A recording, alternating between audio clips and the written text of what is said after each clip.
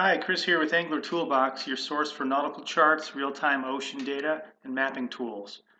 There's a lot of different features on this website, but I want to show you one in particular that is the foundation, really the heart of the system, which is the Coastal Angler app. And today I want to show you how to use the app to plan a fishing trip in a coastal area. So on the main web page, I'll have another video that explains all the different buttons and what these maps are. But for now, let's just scroll down. You can either access the Coastal Angler app here through the link, or you can scroll down and use the one that's embedded right here on the front page. I'm going to tuck it up here. I'm on a desktop right now. You can also use this on a mobile application, and it works pretty well. Everything will be form fit and shrink down to the size of an iPhone or an Android or tablet if you have that. So what we have here starting off is electronic nautical charts. The red boundaries are showing the different nautical charts that make up this seamless mosaic of charts. And this is covered for the entire US. Right here it's just focusing on Massachusetts and New England, the Northeast in general.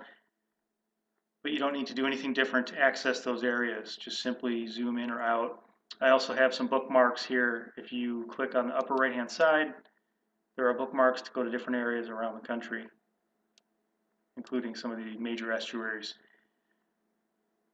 There are different tools. I just want to point out that there is a tool guide linked to the top banner of this Coastal Angler app. When you click on that, it opens a new window with an image. It'll show you the zoom controls on the left. There's a home button anytime you want to go back to the original extent. There's also a use location button, which uses your device location at the time when you push that. A little window will come up saying, can this application use your location? You click yes, and it'll zoom you into the area.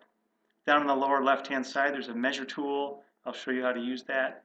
A print button, a markup button, which is a drawing tool, latitude, longitude, and then the main pieces over here on the right-hand side, we have the layer controls, different base maps, or bookmarks, which I just showed you.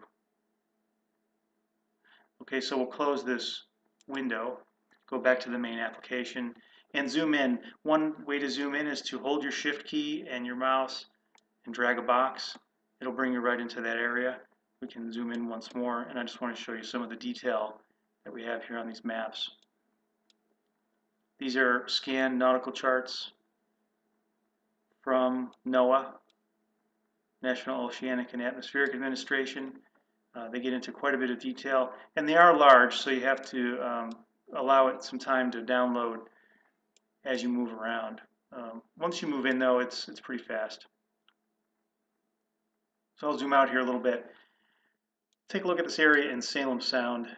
You can see with the bathymetry, the surface relief on the bottom of the ocean, that's showing extra detail and shadows in some of these little channels and areas around the islands. So it just helps those areas pop a little bit. I want to shut that off for now, so I'll open up the layers box, scroll all the way down to the bottom of that box, and you see bathymetry. We can turn that off. Let's say I want to use the raster charts instead of the electronic nautical charts, so I can turn that on instead. This is a more traditional view of a chart. They are multi-scale, so as you zoom in, we should get some more detail.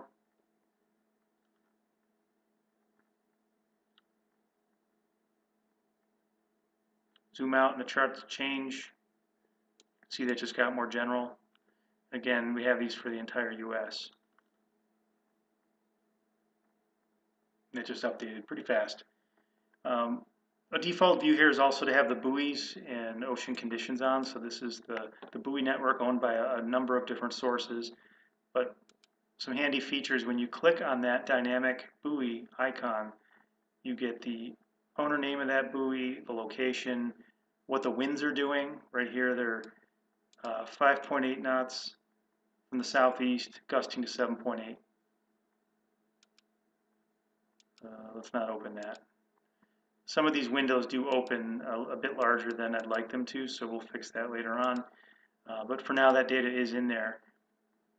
Significant wave height, period, your atmospheric pressure, air temp, water temp, and general visibility. I like to look at these especially for the water temp and wave action to see what direction the waves are coming from.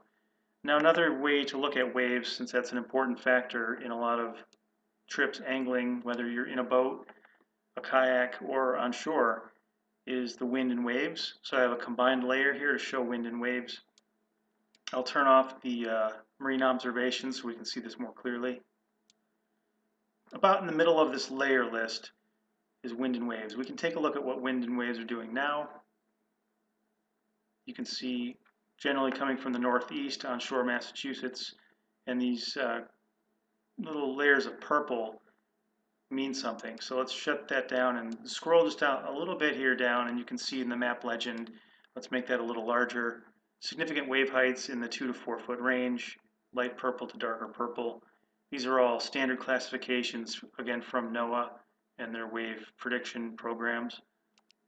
I'll close that down and scroll up, center that. And now what I want to do is look for Saturday morning, since that's the time I want to go out, which is about 36 hours from now. So I'll close that, open it up. I can see the winds have shifted. Not much happening here with these arrows on land, so that's probably very still air. There's not much happening. Could be great, calm, glassy, calm conditions out here. No waves to speak of anywhere within 30 miles of shore plus. Should be really nice Saturday morning. So that's the first thing. Take a look at wind and waves. I think I'll stop this video and pick it up in another video showing the water temperatures, showing some how to access open space, open lands, measure to find out what you can reach in a given period of time, whether you're on foot or in a boat, and a couple other features. Fishing density, let's take a look here at the layers.